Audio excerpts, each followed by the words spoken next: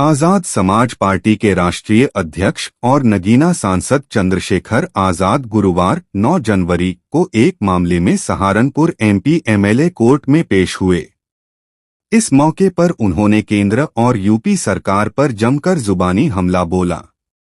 उन्होंने कहा कि अगर सरकार से बुनियादी सुविधाओं, रोजगार और लोगों के मकानों को लेकर सवाल पूछोगे तो उनके पास कोई जवाब नहीं होता है।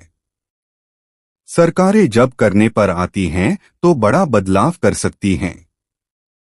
नगीना सांसद चंद्रशेखर आजाद ने कटाक्ष करते हुए कहा, सरकार बहुत अच्छा काम कर रही है, अब हम इसके बारे में क्या कहें। उन्होंने महाकुंभ को लेकर योगी सरकार को घेरते हुए कहा, कुंभ मेले में वही लोग जाएंगे जिन्होंने पाप किया है। जिसने पाप किया है वही जाएं, लेकिन कोई बताता है क्या जब कोई पाप करता है। चंद्रशेखर आजाद ने कहा कि आजाद समाज पार्टी उन गरीब और कमजोर वर्गों के लिए लड़ाई लड़ रही है जिन्हें हजारों सालों तक धर्म और संप्रदाय के नाम पर अपमानित किया गया।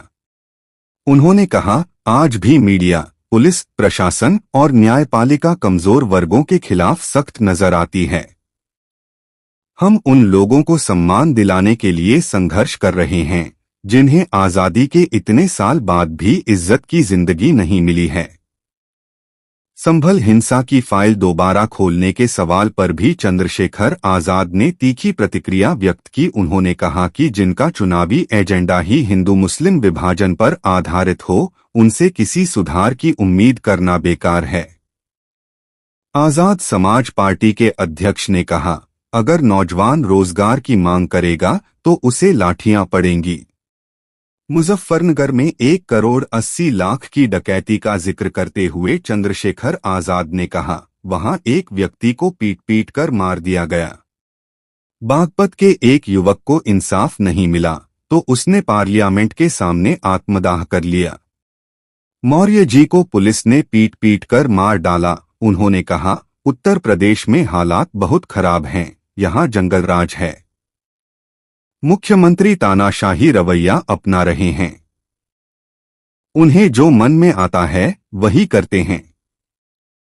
यहां किसी की जान कब चली जाए कहा नहीं जा सकता। मेरी भी हत्या की कोशिश की गई थी। मिल्कीपुर उपचुनाव और दिल्ली विधानसभा चुनाव को लेकर चंद्रशेखर आजाद ने आजाद समाज पार्टी की रणनीतियों का खुलासा किया। उन्होंने ऐलान किया कि आजाद समाज पार्टी उत्तर प्रदेश के मिल्कीपुर और दिल्ली में मजबूती से चुनाव लड़ेगी। उन्होंने गठबंधन पर कहा कि अगर अच्छे लोग साथ आएंगे तो इससे गरीबों का समीकरण मजबूत होगा और बीजेपी को हराया जा सकता है।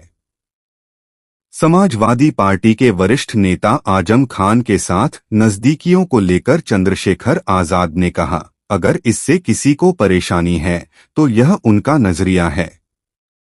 अच्छे लोगों के साथ आने से ही भारतीय जनता पार्टी को रोका जा सकता है।